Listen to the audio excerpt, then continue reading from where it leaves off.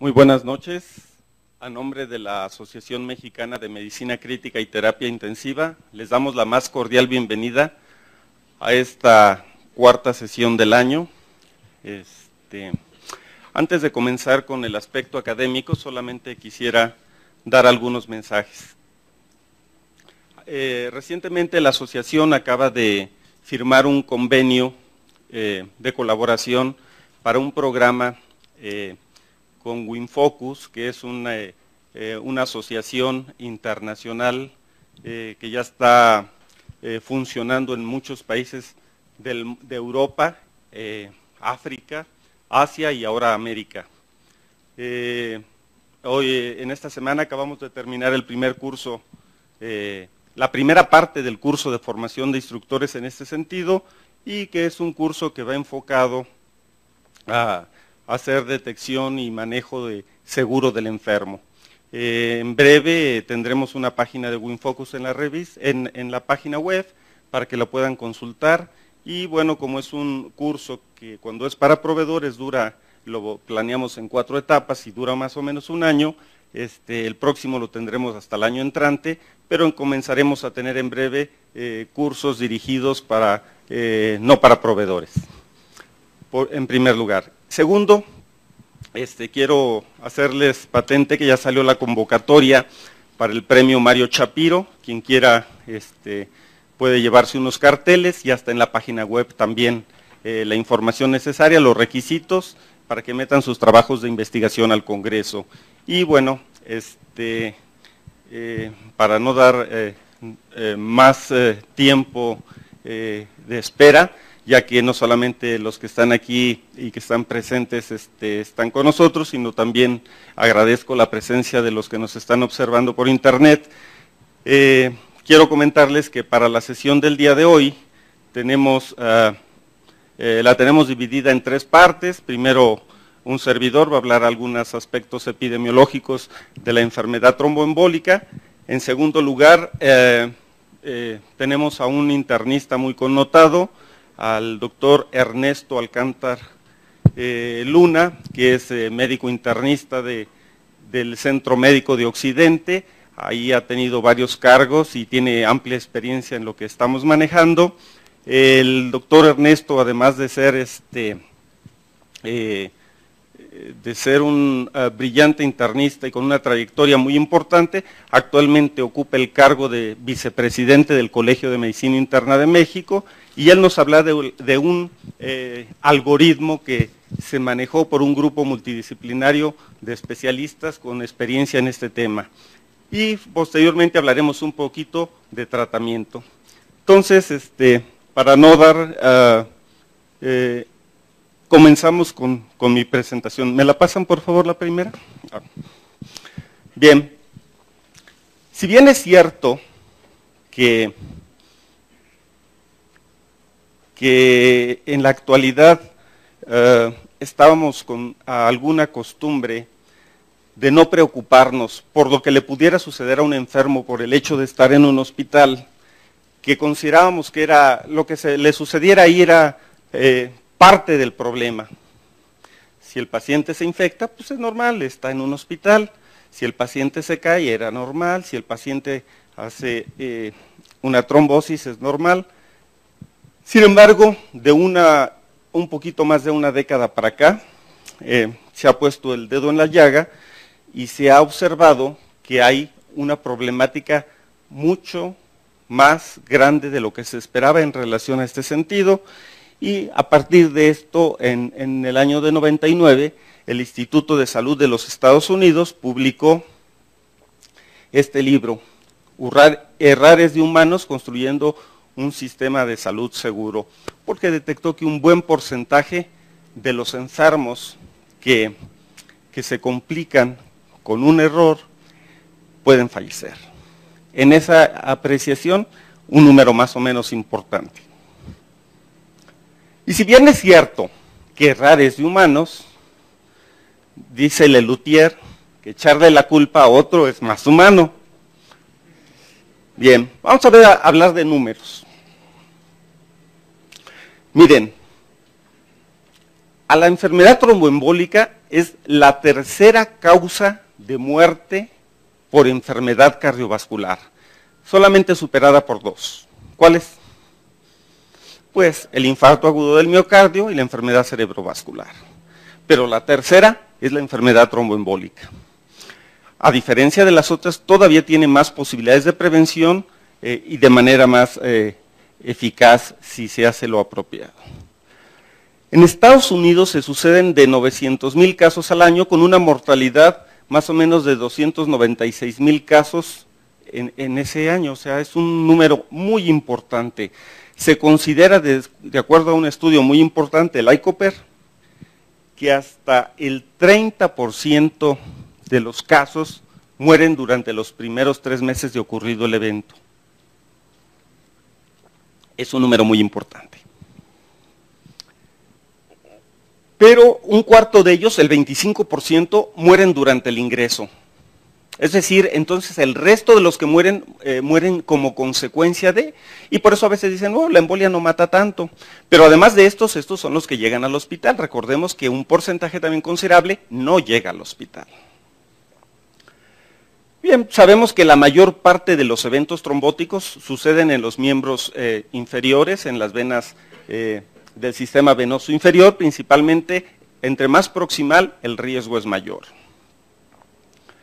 Y bueno, los sitios más frecuentes aquí los tenemos: vena cava, venas renales, cavidades cardíacas derechas, renales. Muy importante señalar que conforme va aumentando la edad, el riesgo para nosotros es mucho mayor, al grado que un sujeto de 70 años o más tiene 6.2 veces más riesgo que uno menor de 65 años. La cifra es considerablemente importante. Y sé que conocen los factores de riesgo más comunes, pero quise mencionar algunas cifras de factores de riesgo a lo mejor no tan convencionales. Fíjense, el famoso síndrome de la clase turista, que actualmente ya dicen no es de la clase turista, también le pasa al de la clase premier. Un vuelo de 12 a 18 horas se asocia con 2.6 casos de embolia pulmonar por millón. Y pueden decir, a lo mejor no es tanto, pero bueno, si tienen factores de riesgo y están entre ese 2.6 del millón, mejor tener las precauciones. En un vuelo de más de 8 horas, 1.65 por millón. Tener algunos padecimientos como el lupus da una razón de momio de 4.3 con respecto al que no tiene lupus, artritis reumatoide de 2, colitis ulcerosa de 1.9, diabetes hasta 20% más que el que no tiene diabetes. Embarazo y puerperio 6 veces más, cáncer de páncreas 4.3. El cáncer que más posibilidades tiene de desarrollar enfermedad tromboembólica es el de páncreas. Y el que menos tiene son los de la boca, desde 0.6 a 1% máximo. Y otro factor de riesgo, y ya bueno, ya ustedes tratarán de imaginar las muchas razones por las que puede ser. Los hospitales de enseñanza pueden tener trombosis de miembros superiores hasta en 0.19, a diferencia que no son de los hospitales que no son de enseñanza. Aquí algunas de las cifras y el costo estimado en miles de dólares, o en millón de millones, 1.5 millón de millones de dólares. Algunos otros factores de riesgo ya en estudios epidemiológicos apropiadamente llevados: estar en una hospitalización, en un asilo, en una casa de esas de descanso, de actuales, que todavía en México no hay tantas, pero bueno, ahí el riesgo es de 61, en la neoplasia 19.8, en trauma 12.5, insuficiencia cardíaca 11.8, y como ven, ahí se desplegan una serie de números más importantes. En este estudio de 25 países de la Unión Europea en relación a factores de riesgo, vemos que los más importantes fue la enfermedad vascular cerebral, el reemplazo de cadera electivo, el trauma múltiple, y ahora sí el reemplazo de rodilla, la fractura de cadera y la lesión espinal, dentro de los más frecuentes.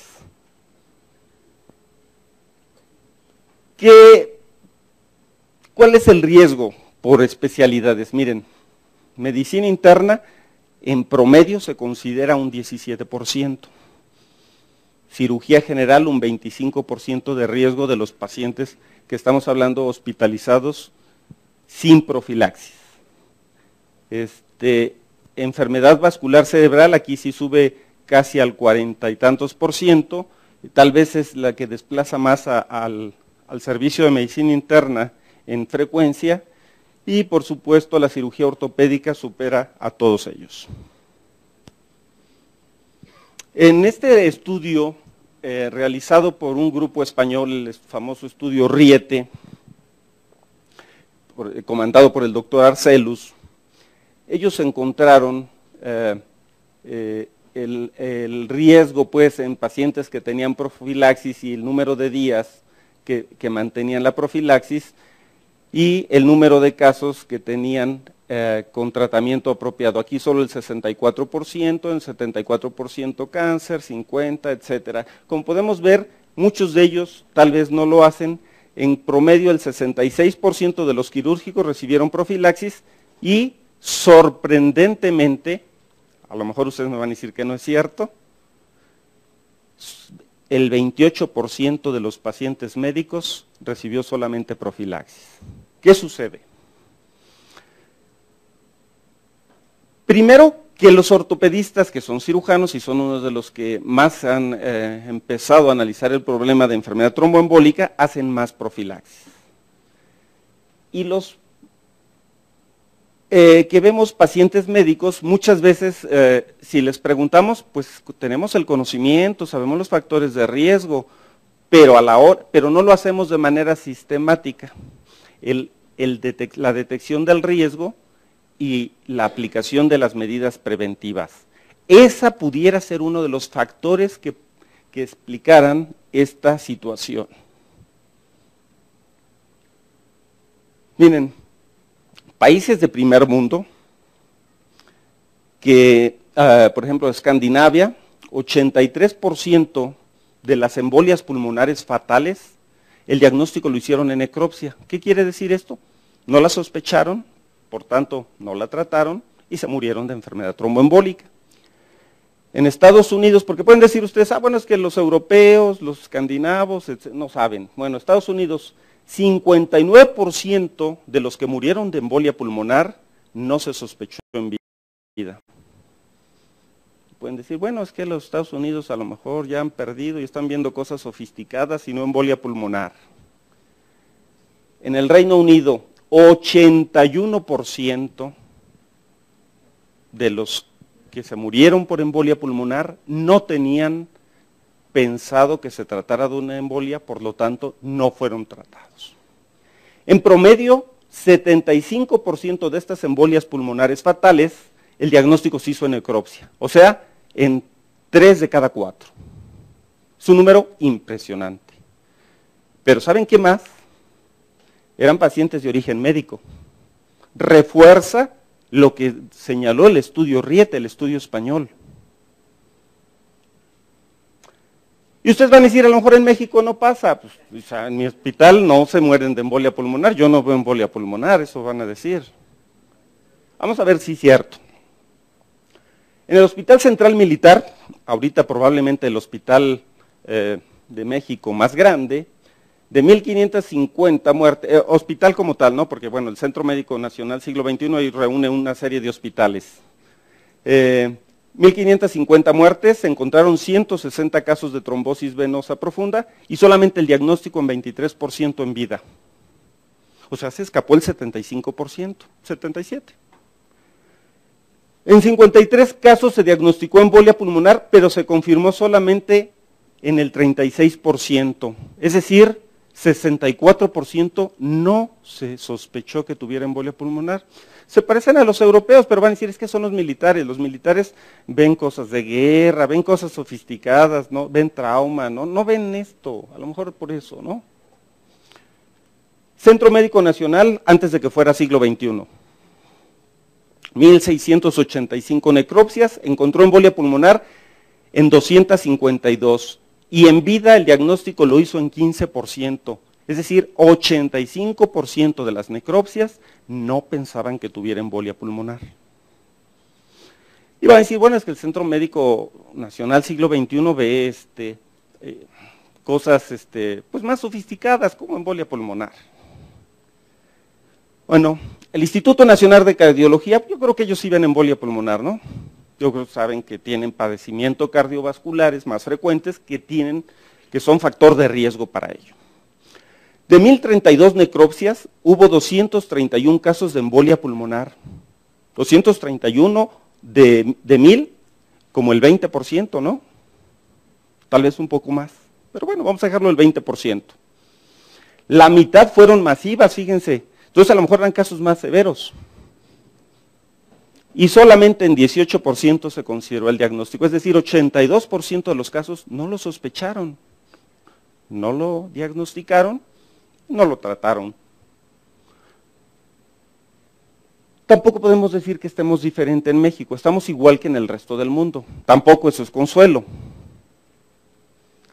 Me van a decir, pero es que esos son de décadas pasadas, porque miren, en el Hospital General del Centro Médico Nacional en 1971 tenían 10.7% de las necropsias con tromboembolia pulmonar. En 1996, en el siglo XXI, pero ya en especialidades combinado con el general, tenían 15% de embolia pulmonar como causa de muerte. Y en un estudio que aún no ha publicado el doctor Luis Mellón, hematólogo, jefe de hematología del Centro Médico Nacional Siglo XXI, ya son menos necropsias, acuérdense que ya prácticamente no hacemos necropsias, pero miren, de esas tiene 16.7, no han bajado, ha ido subiendo, y puede ser que me digan, es que a lo mejor no hay gran diferencia, bueno, de todas maneras se mantiene, es alto. Que 15 de cada 100 se mueran y que es embolia pulmonar, de casos generales que les hacen necropsia, es un buen número de casos. En ese estudio del doctor, fíjense, consideraron 3 grupos, embolia 1, embolia 2 y el 3. El 1 consideraron que eran la mortalidad directamente la causa, 2 arterias lobares ocluidas sin otra causa de muerte. En el 2 era contribuyente, una arteria lobar o múltiples segmentarias con otra causa. Y en el 3 fue incidental, solamente algunos trombos y no fue la causa de muerte, pero tenían embolia. De tal manera que entre la 1 y la 2 que tuvieron que ver con la muerte es el 70% de los casos, o sea, importante. En este estudio que les comentaba de los 25 países, miren, la embolia pulmonar, que tiene aquí 543,000 casos en Europa, en ese año que se hizo ese estudio, tenía más muertes que el SIDA, más muerte que el cáncer de mama, que el de próstata y que los accidentes, y más del doble de todas estas muertes juntas. ¿Será o no importante? Esto no lo quiero comentar ahorita, dejamos que continúe al doctor Ernesto Alcántar. Doctor Alcántar, gracias por estar con nosotros.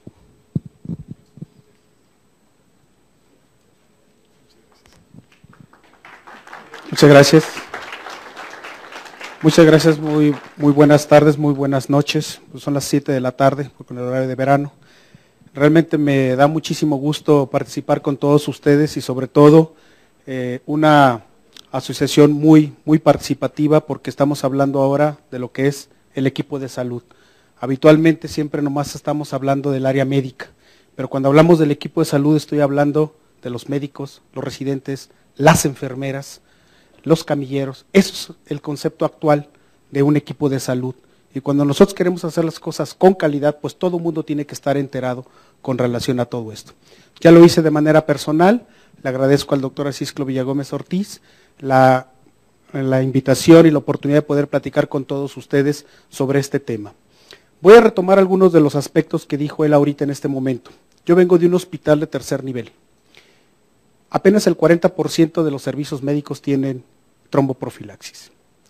Déjenme decirles que el área de medicina interna es un área muy importante en el aspecto de que estamos involucrados en lo que se llama la consulta médica perioperatoria, antiguamente llamada preoperatoria o prequirúrgica. Hoy ya no se concibe la consulta médica perioperatoria como prequirúrgica, puesto que nosotros estamos identificando las situaciones que antes de la cirugía, durante la cirugía y después de la cirugía vayan a alterar el curso de un procedimiento. Y la tromboprofilaxis en la consulta médica perioperatoria va en las recomendaciones posoperatorias. Pueden decir, sí, que los pacientes no se mueren de tromboembolia, eso es cierto, y seguramente no se mueren en los hospitales, los pacientes se mueren en sus casas. O no se mueren en mi hospital, pero sí en el hospital al que yo lo voy a referir, al cual desde el punto de vista estructural y por demás, para mi gusto peyorativo, ya les llamamos de segundo nivel. Son hospitales regionales, hospitales generales de zona. Me parece que ese es el término más correcto. Esos se mueren allá, o se mueren en sus casas. Y cuando tenemos la oportunidad de revisar el proceso de prevención, nos damos cuenta que nunca hubo tromboprofilaxis extendida.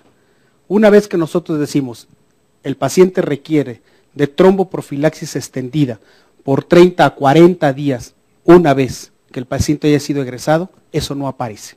¿Qué aparece en las notas de urgencias? En nuestras notas de urgencias siempre aparece un concepto que me cuesta mucho trabajo entender, cita abierta a urgencias. Yo no sé qué significan las citas abiertas a urgencias. Creo que se debe de hacer una cosa más específica. Deberá presentarse en la sala de urgencias siempre y cuando usted tenga esto, esto, esto y esto.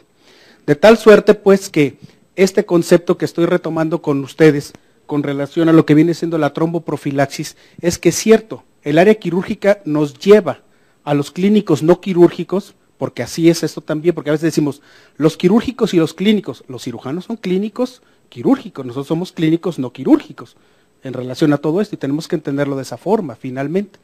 De tal suerte, insisto, que muchas de las situaciones ellos nos han llevado a la delantera y el área médica nos hemos quedado rezagada en relación a esto. Les digo, en mi hospital apenas el 40%.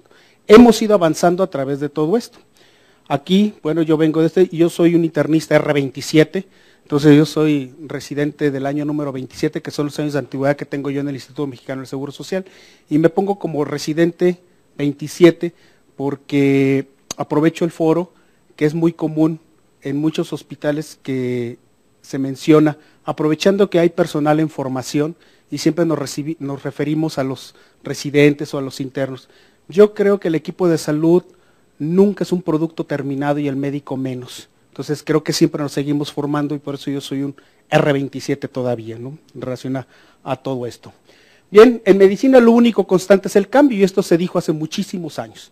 Lo que vamos a decir el día de hoy seguramente a lo mejor van a ser las mentiras del mañana, pero a lo mejor el día de hoy estamos nosotros disecando y estamos nosotros desacralizando todas aquellas cosas que de una o de otra manera nos hemos encargado de no desacralizar o decir, en este momento las cosas han cambiado.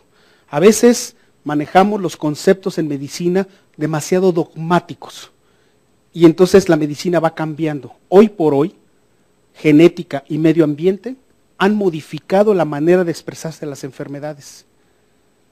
Si seguimos aprendiendo la medicina a través de criterios mayores y menores, y si no lo tiene, no es, al final de cuentas vamos a cometer muchos errores por omisión más que por comisión en relación a todo esto. Bien, la mayoría de los adultos hospitalizados tienen múltiples factores de riesgo para una enfermedad tromboembólica. Hoy estamos hablando de que la enfermedad tromboembólica es un continuo. La trombosis venosa profunda es una cosa y la tromboembolia pulmonar es otra. Ya no las vemos así. Ahora las vemos todo en un continuo, ¿sí? Entonces, algo que es muy importante siempre es explorar a los pacientes. Y esto que yo les voy a presentar es de capital importancia, sobre todo porque hay alguien que es el primero que tiene mucho contacto con el paciente, y es el personal de enfermería. Las enfermeras y los enfermeros son los primeros. Y ojalá que compren esto, porque son los primeritos que con esa lista de cotejo que siempre llevan, es decir, doctor, le informo que su paciente tiene alto riesgo de tromboembolia pulmonar. Ojalá que los escuche no sea esa persona con esa arrogancia y esa soberbia que nos da las batas blancas y nos provoca mucha sordera a veces y no queremos escuchar lo que nos está diciendo el equipo de salud. Aquí se quedó el doctor Asisclo Villagómez Ortiz, y entonces aquí tenemos, en lo que se refiere a la Joint Commission, y a las organizaciones como el Salto de la Rana, en lo que mencionan sus criterios de certificación, el punto número 3, tener tromboprofilaxis. Lo dijo el doctor hace un momento, dice, bueno, ¿y qué pasa en México? Bueno, en México también tenemos nosotros, en este capítulo, dice, descripción del documento, manual del proceso de certificación, mejora de la calidad y seguridad del paciente. Aquí estamos hablando de seguridad del paciente. Los hospitales tienen que ser seguros desde el momento en el que le damos el medicamento correcto al paciente correcto, en la dosis correcta, que lo tenemos identificado, que no es un número y muchísimo menos la enfermedad es un adjetivo calificativo. Tengo un diabético en la 525. No, don Juan padece diabetes y está en la 525. Y entonces a todas las instituciones de salud nos traen marcando el paso con la certificación y la recertificación y la homologación y toda una serie de cosas que a veces nos da mucha prurito el tener que meternos a este tipo de cosas, pero es parte de la seguridad hospitalaria y que nosotros tenemos que estar muy conscientes de que estamos participando y que formamos parte de esa seguridad de los hospitales. Es decir, yo me debo de sentir orgulloso de estar en una organización que es segura, porque finalmente la seguridad también es para mí, ¿sí? De tal suerte que el Consejo de Salubridad dice, existen procedimientos o protocolos de atención, guías clínicas, algoritmos o normas técnicas para los 10 motivos de egreso más frecuentes en los últimos 2 años calendario. Se cuenta con un proceso confiable estadístico que permita analizar, verificar las complicaciones quirúrgicas y postquirúrgicas, por ejemplo, tromboembolia pulmonar, trombosis venosa profunda, sepsis posoperatoria, dificultad técnica en el procedimiento. O sea, lo tenemos en nuestra legislación. O sea, no hay nada diferente y lo tenemos que seguir haciendo. Entonces, nuestros comités de calidad de la atención médica están los encargados de vigilar esto, pero nosotros de aplicarlo. Al final de cuentas, cada paciente que fallece debe de analizarse. Entonces, hoy por hoy, nuestros pacientes deben de dejar de tener diagnósticos como cajas de Pandora, que a veces no sabemos por qué se murieron. Por ejemplo, tromboembolia pulmonar, pues es muy fácil acusar a alguien de tromboembolia pulmonar. Y en su área es muy fácil acusar que todo el mundo se murió de falla orgánica múltiple. Pues eso y nada es exactamente lo mismo, ¿sí? Con todo respeto, pero bueno, ¿cuál fue la causa al final de cuentas en relación a todo esto? Hay una consecuencia, pero hay una enfermedad de base. Pero los metemos todos en esa falla orgánica múltiple. Pues sí, y nadie nos dice que no, y así aparecen los certificados en relación a todo esto. Este es el algoritmo que lo voy a disecar, ¿sí? No me interesa ahorita que lo vean aquí. La presentación está en la máquina, es suya la presentación, se la pueden llevar.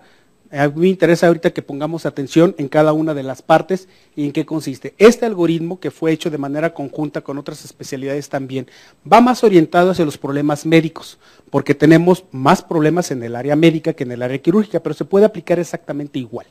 De tal suerte que esto ya fue sancionado por autoridades en el extranjero, en Chicago también, y que el día de mañana se va a presentar dentro del Congreso en Guadalajara. Se va a hacer una presentación con relación a todo esto y que próximamente va a ser pues del dominio popular, del dominio del área médica para que lo podamos aplicar.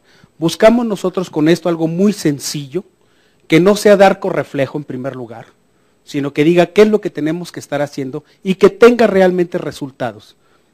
Que realmente nosotros la podamos traer, que sea sencillo, ponerlo en la bata, no de llenarnos de todo un montón de cosas, porque a veces los médicos adolecemos del síndrome de las escalitis y empezamos a ponerle a todo mundo muchas escalas, escala de aquí, escala de allá, escala de más allá, y hay 50,000 escalas, y al final de cuentas nos perdemos con los pacientes, ¿no? Entonces, ¿cuáles vamos a poner? Pues hay que aplicar las escalas que a cada paciente le correspondan, pero no ponerlas a todos los pacientes, porque entonces como que se vuelve rutina, y rutina es aquello que se hace sin pensar. A veces yo no entiendo las rutinas de UCIN, yo no entiendo rutinas del paciente neurológico, no entiendo eso, tiene que ser uno como más específico, o al menos a mí me gusta ser más específico en relación a esto. Empezamos cuando el paciente ingresa al hospital. Lo primero que hacemos es, paciente ingresa al hospital, ¿está recibiendo anticoagulantes o antiagregantes actualmente? ¿Sí o no? Si sí está recibiendo, vámonos a la estratificación de riesgo del sangrado. Si no, vamos a pasar. Esto se llama historia clínica. Y yo como internista no puedo aceptar que le podamos decir a la historia clínica, hay que hacer una buena historia clínica. La historia clínica, por definición, por antonomasia, es perfecta, es buena, es exhaustiva, es descriptiva. De otra manera, tengo que aceptar todas las demás partes. Entonces, la historia clínica es universal para todas las áreas. Las demás son notas especializadas. Mientras nuestras historias clínicas sigan apareciendo en el interrogatorio por aparatos y sistemas, SDP, SDP, SDP, sin deseos de preguntar, vamos a tener problemas. Y los vamos a tener. Eso es un hecho, ¿sí? La siguiente parte entonces nos dice del algoritmo, ya una vez que estamos aquí, nos vamos a la identificación de los factores de riesgo trombótico. Tenemos los factores de riesgo asociados preexistentes, las comorbilidades que incrementan el riesgo y las situaciones asociadas a la hospitalización. Esta puede ser el anverso o el reverso de la tarjeta, que es la última parte que voy a tratar. De aquí me voy yo a la estratificación del riesgo trombótico. Si el paciente tiene factores de riesgo asociados preexistentes, entonces me voy a las medidas mecánicas. Los vendajes y nada es lo mismo. Son medias de compresión o tenemos que utilizar equipos de compresión neumáticas intermitentes. Entonces, sacar a los pacientes semimomificados en relación a todo esto no tiene ninguna utilidad. Son excelentes tranquilizadores de la conciencia. Está bien demostrado que no tiene utilidad. Ninguna utilidad tiene esto. No le da ningún beneficio a los pacientes. Nomás estamos gastando las vendas. Eso sí. Después de la estratificación del riesgo trombótico, nos vamos a ir si es de bajo riesgo, si es de riesgo moderado o si es de riesgo alto. De 1 a 3 puntos, 4 puntos y más de 4 puntos. Y luego nos vamos a ir a la estratificación del riesgo de sangrado. Cuando yo tengo un paciente en el cual yo voy a evaluar, darle tromboprofilaxis, tengo que evaluar, 1, el riesgo de que el paciente haga un fenómeno trombótico y que con el tratamiento tenga sangrado. Las dos cosas tengo yo que estar evaluando con los pacientes y ponerlos en una balanza. De aquí me voy al punto número 4 y entonces ya tengo que en la estratificación del riesgo de sangrado tengo yo contraindicaciones absolutas, contraindicaciones relativas, situaciones a considerar y que no tenga ninguna contraindicación. De las contraindicaciones absolutas tenemos las hemorragias activas, traumatismos graves en cráneo, contraindicaciones relativas, hemorragia intracerebral y todas estas que de manera general aparecen en muchísimas de las clasificaciones y de las tablas para evaluar a los pacientes. Si el paciente puedo yo y no tiene ninguna contraindicación, entonces voy a tener las alternativas. El algoritmo termina aquí. El algoritmo termina diciendo, hay que hacerle algo al paciente. En eso termina el algoritmo. Ya sea esto o las dos cosas. ¿Sí? En eso termina el algoritmo. No da opción a, vamos a ver, déjame pensar, porque en eso se nos va también la vida a los internistas. ¿Sí? Y se nos desnutren los pacientes pensando no sé cuántas cosas, pero bueno. Tenemos el anverso o el reverso en relación a todo esto y ahorita lo voy a disecar. Aquí tenemos nosotros lo que vienen siendo los factores de riesgo asociados preexistentes, las comorbilidades y las situaciones asociadas a las hospitalizaciones. La comorbilidad es lo que cada quien ya trae. La particularidad, el paciente por definición de medicina interna es un paciente adulto con comorbilidades simultáneas y polifarmacia. Punto. Ese es el paciente prototipo de medicina interna. Y estos pacientes se fracturan, estos pacientes se operan, estos pacientes se atropellan, estos pacientes, toda una serie de cosas, pero ya tienen la comorbilidad. Y entonces, ¿cómo va a influir en un momento determinado ese desenlace? Bien, disecando entonces tenemos nosotros los factores asociados preexistentes, si alguien fuma, si es, pues yo fumo poquito, bueno, lo que tenemos que empezar aquí es ver el índice tabáquico que se tiene en las personas. Entonces, tenemos que cuantificarlos. ¿Cuánto toma? ¿Sí? Esto es como, alguien dijo por ahí, dice, bueno, ¿qué es un alcohólico? Pues el alcohólico es a veces el que toma más que el médico. De tal manera que, bueno, pues entonces podemos tener referencias en relación a todo eso que nos puede servir. Tener más de 60 años, ya se mencionaron ahorita lo de los viajes. Esto, simplemente agarrándolo en la tarjeta, vamos viendo Y es tan fácil, pero tan fácil, que alguien tenga 4 puntos. Pero muy fácil se pueden tener los 4 puntos en relación a todo esto. Aquí tenemos nosotros, por ejemplo, las situaciones asociadas a la hospitalización, pacientes con más de 4 días, que tengan más de 50 años. Esto es muy común en mi hospital. A nosotros nos andan hablando a veces entre 6 y 8 días después de que los pacientes se operaron. Y están siendo manejados por sus tratantes, con toda una serie de complicaciones que se están dando. Yo creo que la verdadera manera de trabajar en equipo con el área quirúrgica es tú opera y yo controlo. Esa es la mejor forma. Y no hay problema. Entonces, órale, necesito que desde el punto de vista técnico esto haya quedado bien. Yo me encargo de lo demás. No te pido, cirujano, que sepas diabetes, no te pido, cirujano, que sepas desequilibrio electrolítico, mejor llámame. Lo hacemos en pos del paciente. Esa es una postura que al menos en mi hospital la tenemos, ¿sí? Entonces, buscamos la manera de eso, porque finalmente a veces me cuesta mucho trabajo entender por qué el área médica cuestiona al área quirúrgica porque no maneja una hiperglucemia o una hipertensión o no maneja un desequilibrio electrolítico, cuando a veces el área quirúrgica jamás nos cuestiona porque desconocemos las técnicas quirúrgicas. Entonces creo que nosotros deberíamos estar actuando exactamente en la misma posición. Esa es mi postura. Aquí tenemos, por ejemplo, las comorbilidades: diabetes, traumatismo, enfermedad inflamatoria intestinal, enfermedad pulmonar obstructiva crónica, en fin, todos estos es fácil que nosotros podamos tener 4 puntos. Luego entonces el algoritmo termina en que nosotros tengamos que hacerle un mucho a los pacientes. Y entonces ahora sí, si el paciente tiene riesgo bajo, pues está en esto, entonces tenemos medidas mecánicas, en moderado, y tenemos alto, y termina, insisto, en que tenemos que ofrecerle todos los recursos al paciente. La tromboprofilaxis es efectiva y tiene un buen perfil de seguridad cuando se aplica de acuerdo a los lineamientos. En muchos casos la tromboprofilaxis no se aplica de acuerdo a los lineamientos y en la práctica clínica existen varias barreras que afectan el cumplimiento de los mismos. Debe de tomarse las medidas necesarias para incrementar el cumplimiento de los mismos, como educación, desarrollo de herramientas para ayudar a los médicos. A pesar de la evidencia, los lineamientos más recientes no son empleados en forma correcta en todos los hospitales. Entonces, cuando llegan y hacemos supervisión, los que nos dedicamos a la administración médica, supervisamos, pedimos los protocolos. ¿Dónde están los protocolos? Están en el escritorio del jefe, y da la casualidad de que el jefe solo y su conciencia los hicieron. O sea, no hubo la participación del área operativa para que esto sea de manera conjunta. Y la otra, cuando el jefe no está, están a la mano para que yo pueda agarrar y sepa lo que tengo yo que hacer. Eso es parte de la seguridad. Yo no puedo no saber lo que está pasando con el paciente, pero sí tengo que saber en dónde buscar las cosas para que le podamos ayudar al paciente. De tal suerte, ¿sí?, que quiero comentarles que la diferencia entre que fue en el 2004 y el 2008, nada más es que el segundo es un 66% más grueso y es más pesado, pero prácticamente es lo mismo. No hay mucha diferencia entre uno y otro. Más papel, menos árboles. El 1% del problema son profesionales incompetentes. El otro 99% son profesionales que están tratando de hacer lo mejor que pueden y que cometen errores sencillos. Son los procesos errados los que ponen en camino errado y es cuando los eventos adversos ocurren. Cuando las cosas salen mal, es toda una cadena de errores que se están dando en los hospitales.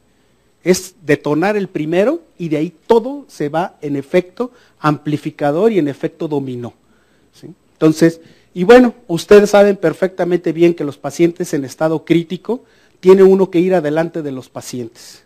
Tiene uno que ser muy anticipado en los pacientes graves. Paciente en estado crítico que te alcanza, te rebasa y se te va de las manos. Es muy fácil esto. Entonces, los procesos de atención médica requieren también estar en la mano de nosotros. Todo proceso que se afloja, se sale de las manos. Y los procesos de atención médica y los procesos de seguridad tienen que estar bien amarrados y tenemos que tenerlos muy bien en las manos. Me gusta mucho este concepto de Peter Rosen, ¿sí?, un urgenciólogo, que dice: los medicamentos deben de ser como los viejos amigos, conocidos íntimamente, confiables, predecibles y efectivos especialmente en crisis. No hay que tenerle miedo a los medicamentos, hay que conocerlos, ¿sí? De tal manera que, bueno, ¿cuál es el que yo voy a aplicar con mis pacientes? Entonces este concepto me gusta mucho porque lo podemos hacer mi aliado, mi socio. Los medicamentos son mis aliados. Entonces, y los tengo que conocer perfectamente bien para que nosotros no podamos tener toda una serie de situaciones que los pacientes pudieran presentar.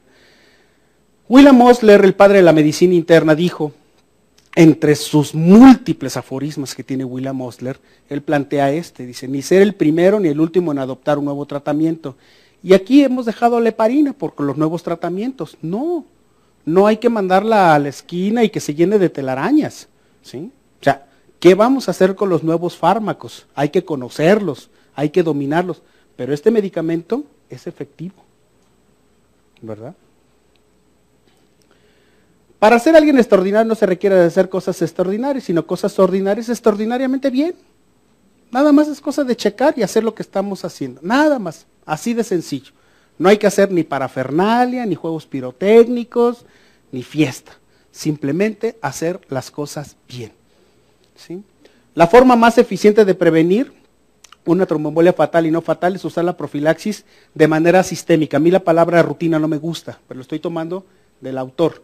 Entonces, de manera sistémica, sistematizada, ¿sí? De tal manera que siempre lo estemos haciendo, ¿sí? Que no tengamos ningún problema. La sangre normal no se coagula en vasos normales. Me dio muchísimas gracias, mucho gusto en estar con ustedes y luego después pasamos a las preguntas. Esos son mis datos y estoy a sus órdenes. Muchas gracias.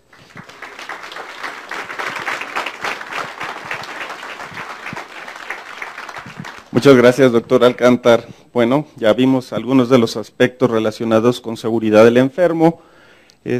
Vamos a continuar. Mucho más adelante.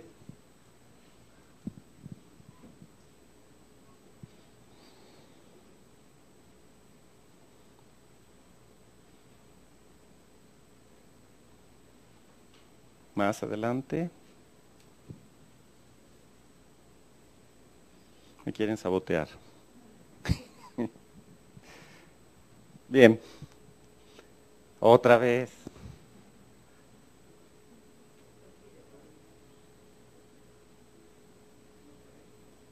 Sí.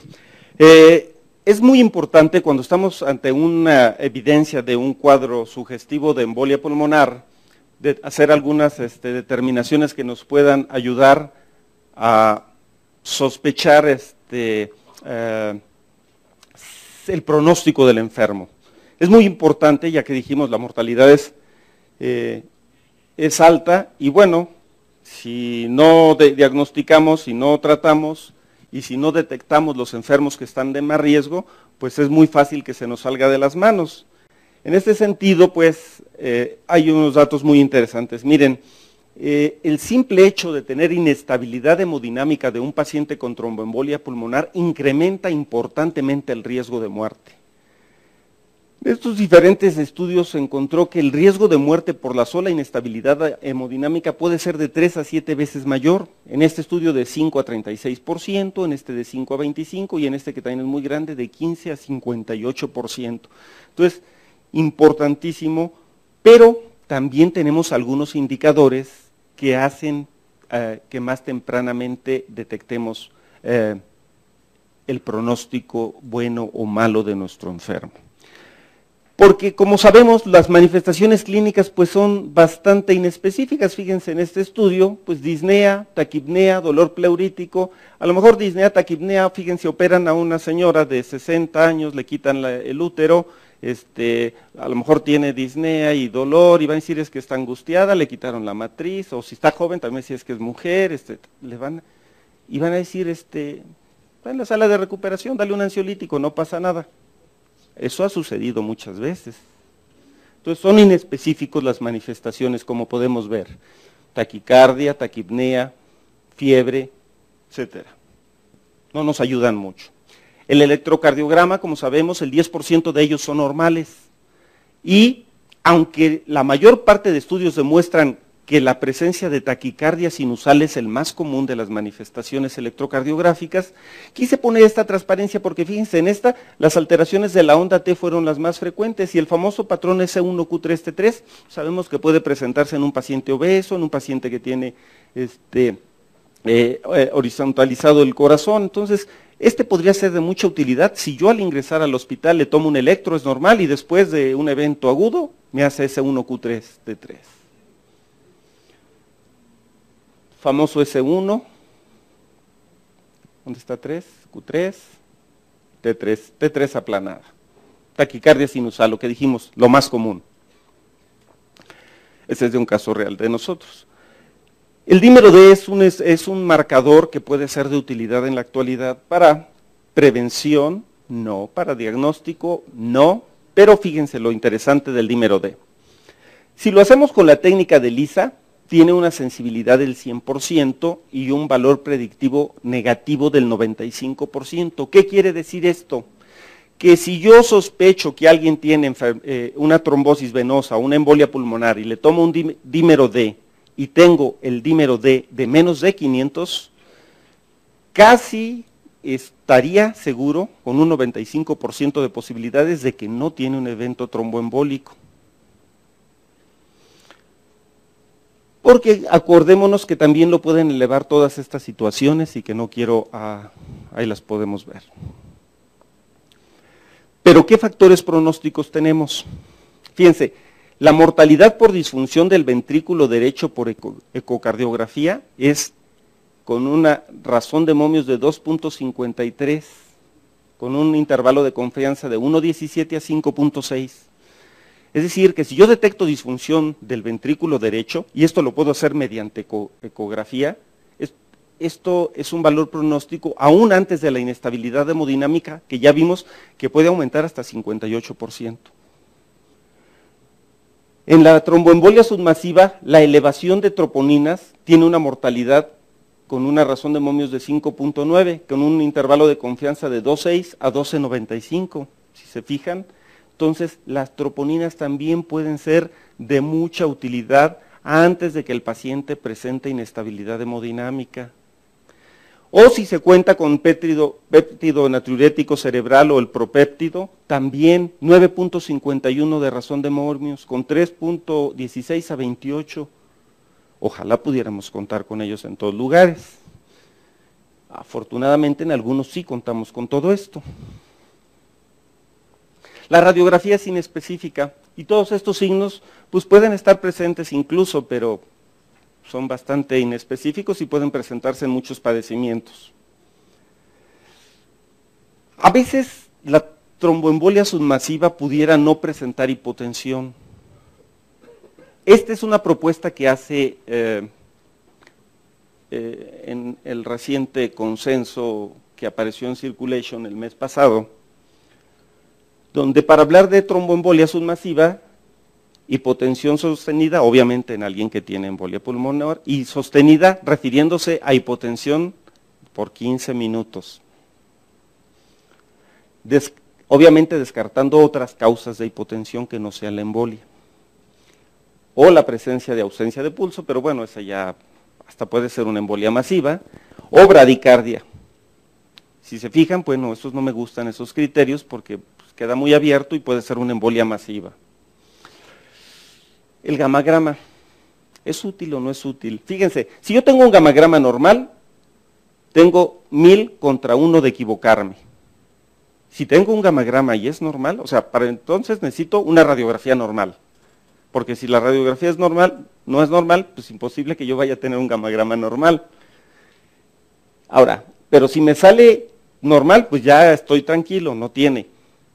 Pero si me sale muy poco probable, 7 contra 1, si me sale de baja probabilidad, 3 contra 1, si me sale intermedia, 1 contra 1, y si me sale de alta probabilidad, 17 contra 1, o sea, las posibilidades. Entonces el gamagrama, ¿cuándo lo voy a utilizar? Cuando no tengo ninguna otra alternativa y estoy en Tinguindín y es lo único que tengo, pues lo voy a usar aunque sea tratando de que o me salga normal o de que me salga con alta probabilidad.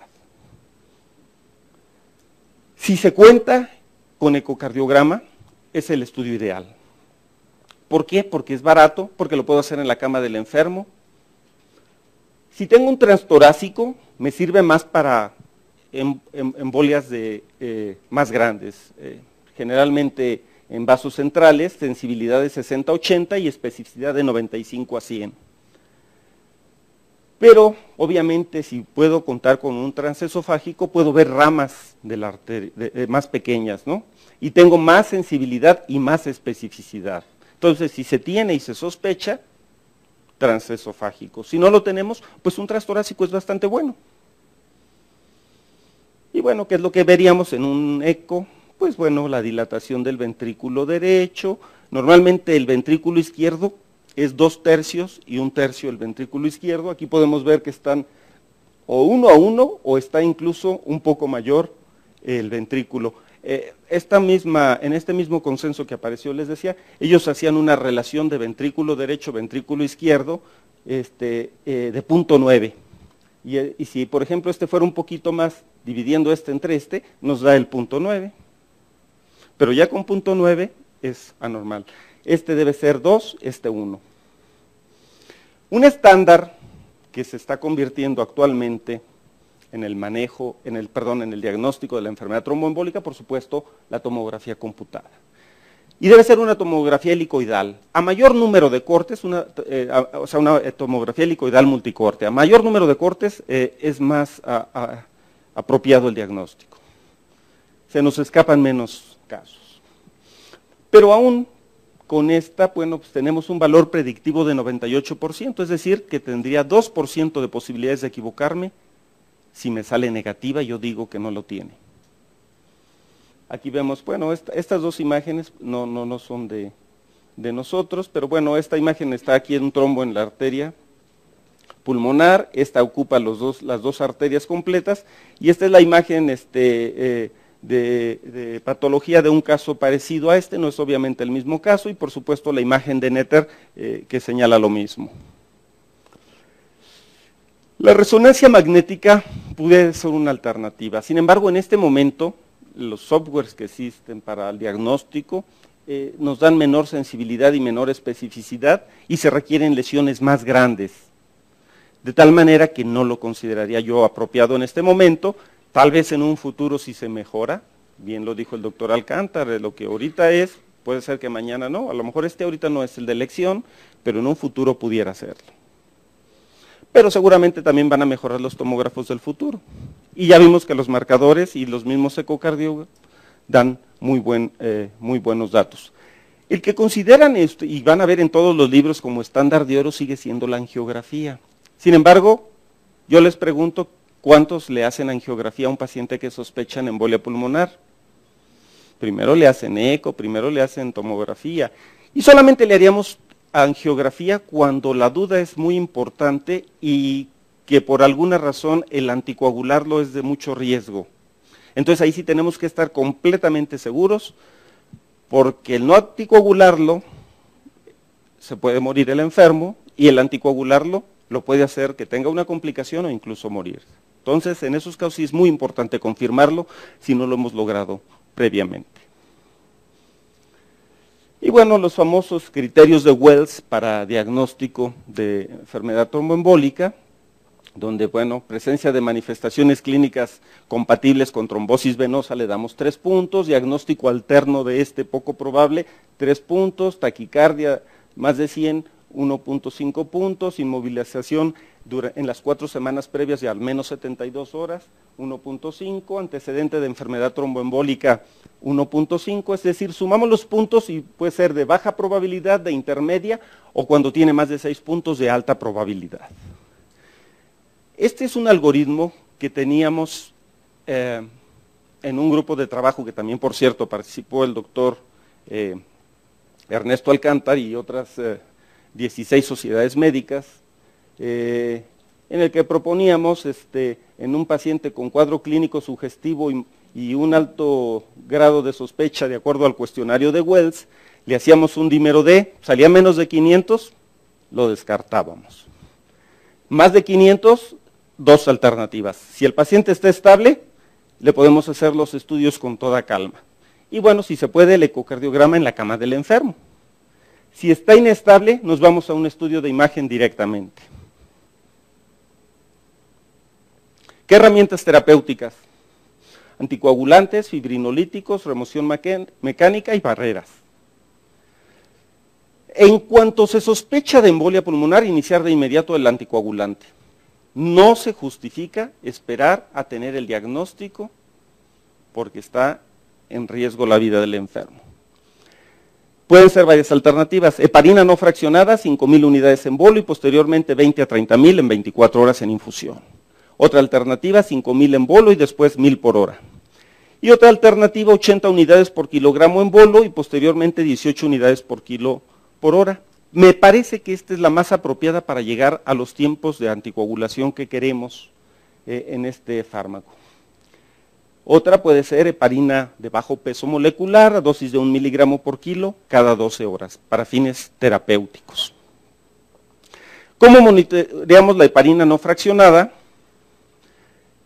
Tomamos un TTP basal y posteriormente de la anticoagulación, y si está en más de 2.5 veces, detenemos la infusión 1 hora. La ideal es mantenerlo entre 1,5, 2,5, promedio 2. Detenemos la infusión 1 hora porque te lo tenemos sobre anticoagulado. Reducimos la dosis en 100 a 200 unidades y checamos en 6 horas. Si el tiempo está entre 1.25 y 1.5, estamos subanticoagulados, dijimos de 1,5 a 2,5. Entonces, ¿qué hacemos ahí? Aumentamos 100 unidades por hora y checamos nuevamente en 4 a 6 horas. Si está en menos de 1.25, por supuesto que no le sirvió la dosis de carga y no está anticoagulado apropiadamente, le damos otro bolo de 5,000 y aumentamos la dosis en 200 unidades por hora y checamos nuevamente en 4 a 6 horas.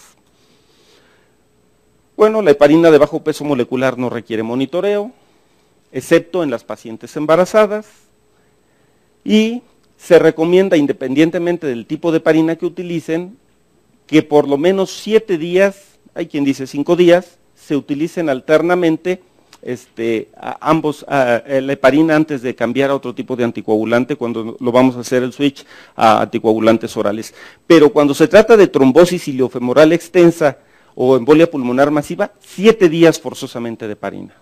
¿Sí? Bien, si vamos a dar heparinas de bajo peso molecular, tenemos enoxaparina 1 miligramo por kilo subcutáneo cada 12 horas y se iniciaría warfarina 5 miligramos al día desde el primer día. Actualmente no se recomienda el utilizar las dosis de carga, sino mejor desde el primer día y vamos analizando. Se debe hacer el control de plaquetas cada 3 a 5 días. Recordemos que aunque las heparinas de bajo peso molecular pueden producir menos trombocitopenia inducida por heparina, de todas maneras puede suceder. Y se suspende la heparina después de 4 o 5 días de terapia combinada con warfarina, siempre y cuando el INR esté por encima de 2. Dijimos 1,5 a 2,5, promedio 2. Vamos a mantener la anticoagulación con warfarina por lo menos 3 meses si tenemos un factor de riesgo reversible. ¿Cuál es el prototipo de factor de riesgo reversible? El embarazo. Se embaraza, hace la trombosis o la embolia, se desembaraza, ya no tiene el factor de riesgo, 3 meses. Ya se quitó. Pero si no lo conocemos, el tiempo es mayor. Ahorita vamos a ver. Trombolisis en los casos de inestabilidad hemodinámica, es decir, en embolia pulmonar masiva, ahorita comento sobre ellos. Si la heparina no fraccionada condiciona trombocitopenia y señalando a esta cuando disminuye 30% de la cifra basal, es la razón suficiente para decir, suspéndala y la cambiamos. La enoxaparina se puede dar a dosis de 1 miligramo cada 12 horas como alternativa en esos casos, pero también en pacientes con insuficiencia renal hay que reducir la dosis y también en pacientes con más de 75 años. En caso de hemorragia, estamos utilizando heparina no fraccionada, pues ya sabemos, protamina, 1 miligramo por 100 unidades, y obviamente sabemos que esto es en heparina recién administrada, va mejorando su eficacia dependiendo del tiempo que tenga de evolución de la administración. Y recordemos que también cuando hay hemorragia por heparinas de bajo peso molecular, también se puede tener efecto anti-A con la protamina, pero se requiere más cantidad de medicamento porque solamente inhibe el 60%. Desde el punto de vista de medicina basada en evidencia, siempre anticoagular ante sospecha de embolia pulmonar, nivel 1C de evidencia, TEP confirmada corto plazo de 5 días de cualquiera de estas dos heparinas, nivel 1A. En embolia no masiva es superior la heparina bajo peso molecular sobre la no fraccionada, 1A. En la masiva es al revés, primero la no fraccionada sobre la de bajo peso molecular, sobre todo cuando están muy sintomáticos. La heparina no fraccionada empieza a disminuir las manifestaciones de broncoespasmo que tienen muchas veces estos enfermos. En caso de insuficiencia renal es superior la no fraccionada sobre la heparina de bajo peso molecular, nivel 2C. Y dijimos ya iniciar antagonista de vitamina K, como puede ser la warfarina, desde el primer día y suspender cuando el INR esté estable en más de 2, nivel 1A. Terapia trombolítica en el momento, y digo en el momento, ahorita explico por qué, solamente en caso de inestabilidad hemodinámica 2B. Lo que sucede es que hay quien propone que el que tiene embolia pulmonar submasiva, que generalmente no tiene inestabilidad hemodinámica, pudiera no tener, puede tener, reciba fibrinolisis por el hecho de que mejoran el riesgo de complicaciones y de hipertensión pulmonar, entre otros. Entonces, no hay suficiente evidencia al momento, pero parece que es una posición bastante entendible y con cierto sustento. Si el paciente tiene bajo riesgo de trombosis venosa profunda, solamente movilización.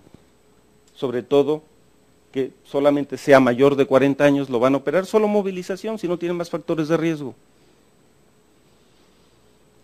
¿Cuándo vamos a utilizar esto? Filtro o embolectomía. Cuando esté contraindicada la anticoagulación de manera absoluta. ¿Cuándo? Pues hemorragia cerebral reciente, hipertensión no controlada, etcétera, etcétera. Embolia pulmonar recurrente a pesar de anticoagulación, lo tenemos bien anticoagulado y no está, y sigue haciendo embolia recurrente, hay que ponerlo. O no podemos llegar al nivel adecuado por la razón que quieran, no se pone el fármaco apropiadamente, está caducado y no sabemos, la razón que quieran, pero no sé, o hay resistencia al anticoagulante, bueno, sería una de las razones. Y obviamente posterior a una embolectomía o una tromboendarterectomía, acuérdense que al hacer la extracción puede liberar trombitos y producir más cuadros de embolia, entonces ahí mismo se pone un filtro. Y la embolectomía pues también en contraindicación para trombolisis si el paciente está con una embolia pulmonar masiva, y también se puede usar la trombectomía reolítica, estos son los niveles de evidencia, 12, y bueno, de filtros existen una gran variedad, incluso hay filtros que se ponen y que ya se pueden quitar fácilmente, están apareciendo algunos que son reabsorbibles. La reciente publicación en relación a las indicaciones, pues las decía contraindicación para anticoagulación, complicaciones de sangrado durante la anticoagulación, o sea, ya iniciaron la anticoagulación, no tenía contraindicaciones, pero empieza a sangrar y no están logrando el objetivo, pues en esos casos habrá que hacerlo. Y cuando se está extendiendo a pesar de que usted, o está haciendo embolia recurrente a pesar de que tiene el tratamiento apropiado, principalmente, ¿no?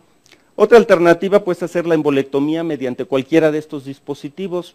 Unos lo hacen enviando presión jet y luego lo aspiran, otros disuelven el trombo, otros nada más lo aspiran, o sea, hay una serie de dispositivos, y si hay muchos es probablemente porque la mayoría no son lo suficientemente eficaces, pero cuando se utiliza cualquiera de estos hay que poner un filtro para evitar trombos distales. Lo más importante definitivamente será la prevención. Dispositivos de compresión mecánica intermitente en pacientes de muy alto riesgo, más anticoagulante, o en los que no tienen tanto, o que tienen contraindicación para poner prevención por riesgo de hemorragia, por el tipo de cirugía, por la lesión cerebral que tenga en cerebro, etcétera. Entonces utilizaremos dispositivos de compresión mecánica intermitente. Heparina estándar en dosis de 5,000 unidades subcutáneas cada 8 o 12 horas, parece que toda la evidencia está en favor de que tiene mejor resultados el que se da cada 8 horas que el que se da cada 12. Y heparina de bajo peso molecular puede ser enoxaparina, 40 miligramos subcutáneos cada 24 horas, dalteparina en dosis de 2.500 a 5,000 unidades por día subcutánea, nadropadina 3.100 unidades por día, y puede ser algunos otros, puede utilizarse sobre todo cuando hay trombocitopenia inducida por heparina.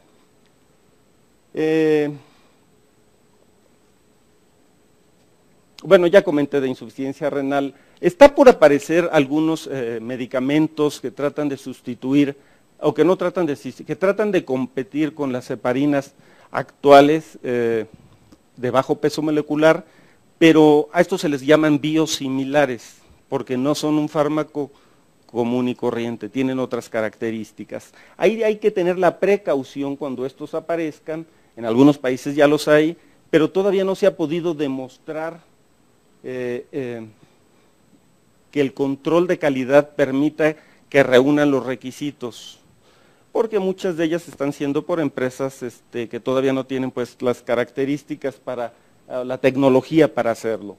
Entonces es muy importante ahí tener la precaución nada más, ¿no? Y bueno, para terminar, solamente señalar que el diagnóstico oportuno y tratamiento apropiado disminuyen la mortalidad, que siempre la prevención va a ser la mejor alternativa y que no existe ninguna justificación para que un enfermo salga con un problema que pudo ser prevenido en nuestro hospital. Muchas gracias.